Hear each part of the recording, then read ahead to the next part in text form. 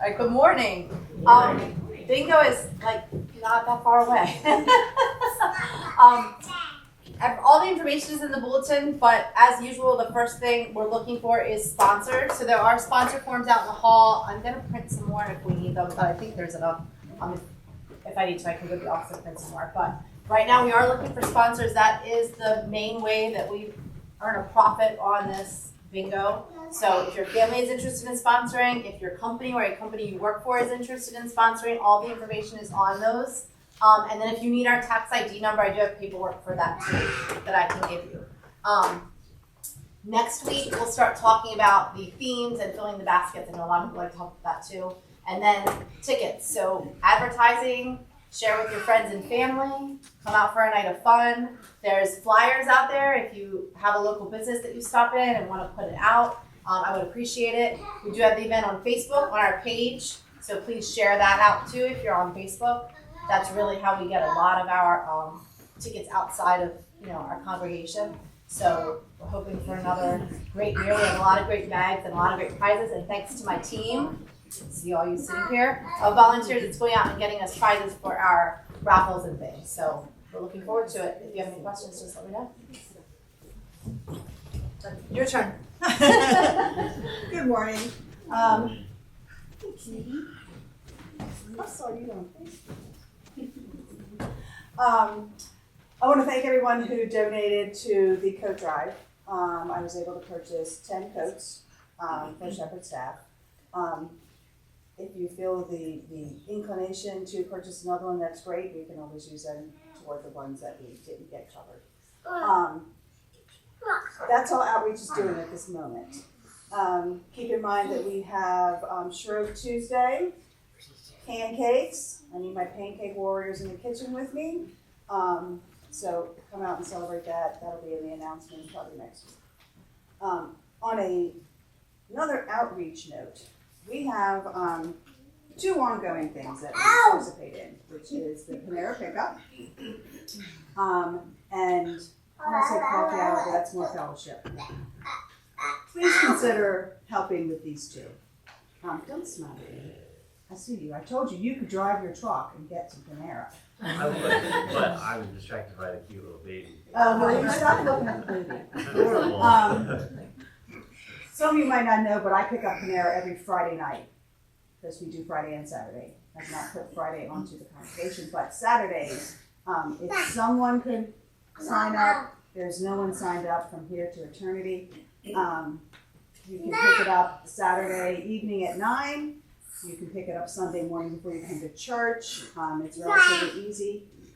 They do ask where you're from now, so you just tell them St. George's. They have my name, so I'm in their contact. It would be very much appreciated. Also, in the same scenario, the Panera that we have here that we bring is meant for the soup kitchens, shepherd staff, meal staff, that kind of thing.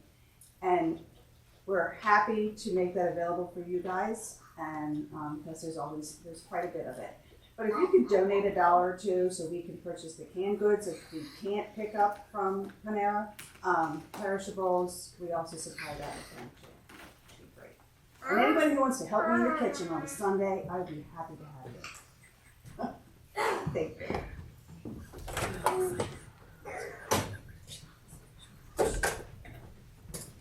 All right, so I have a couple of things. First of all, a deep thank you from Deb. You all really touched her. She was not expecting that the congregation where I happen just to be an interim to reach out to her with well wishes and cards, etc. So there's a thank you both in the bulletin, and there's a thank you card that I'm going to put in the kitchen on the wall somewhere. Okay? So from Deb's mouth to your ears, thank you very much. Just kind of a heads up, Ash Wednesday is coming around. It's March the 5th. 2 services, one at 12 noon.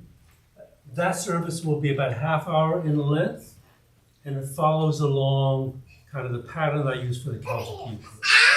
So kind of a shorter service if you just have a half hour for lunch and want to pop in, that's the service to come to.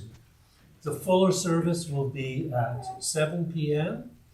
The reason for 7 p.m., this is sometimes schedules are dictated by signs that have been pre-printed God knows how many years ago. But the sign says noon and 7 o'clock. We're being good stewards. We're not going to throw a good sign away just because it had the wrong time on it. So I changed the time. And hopefully I'll make it a little bit easier for those of you who work to be able to come at 7 instead of 6 o'clock. A reminder, because I've learned that Episcopalians have forgotten this, that in the Episcopal Church, there actually are 2 days of fasting. Fasting.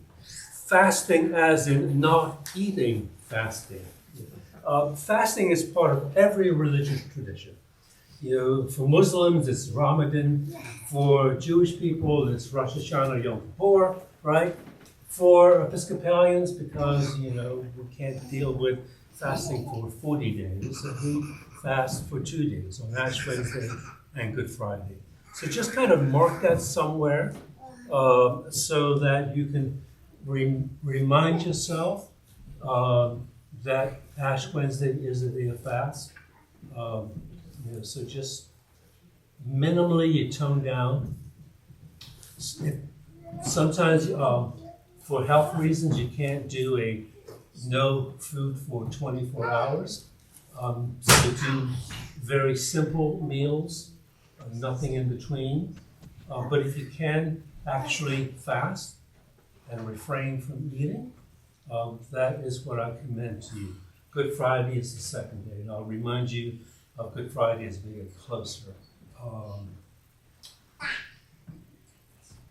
We need to make some decisions regarding Lenten schedule. I'm waiting until the transition team meets this coming Tuesday to see if they want to utilize any of our weeknights during Lent for small group conversations. One of the things that I knew, because I've done this multiple times, but for veteran transition team, that they learned yesterday, is that a lot of the material in the CAP really requires further conversations. It's one of the limiting factors in a survey. It gives you a range of responses. It doesn't give you the story behind the responses. So there are a number of areas where we really want to take some time and to go a little bit deeper in. And we'll be meeting on Tuesday to try to discern how we want to do that. And so I'm kind of reserving Wednesday evenings during Lent in case that's needed. If not, I know in the past you have done a simple meal, soup and some kind of a program. So if they don't need that time, think about that. The Wednesday 10 o'clock group, they will continue at 10 o'clock through Lent. We're using a booklet from Living Compass, similar to the same folks who gave us our Advent Reflections. The Lenten Reflections is on the 7 gifts of the Holy Spirit. So that study will be happening at noon on Wednesdays. And then finally, the CAT is step 1.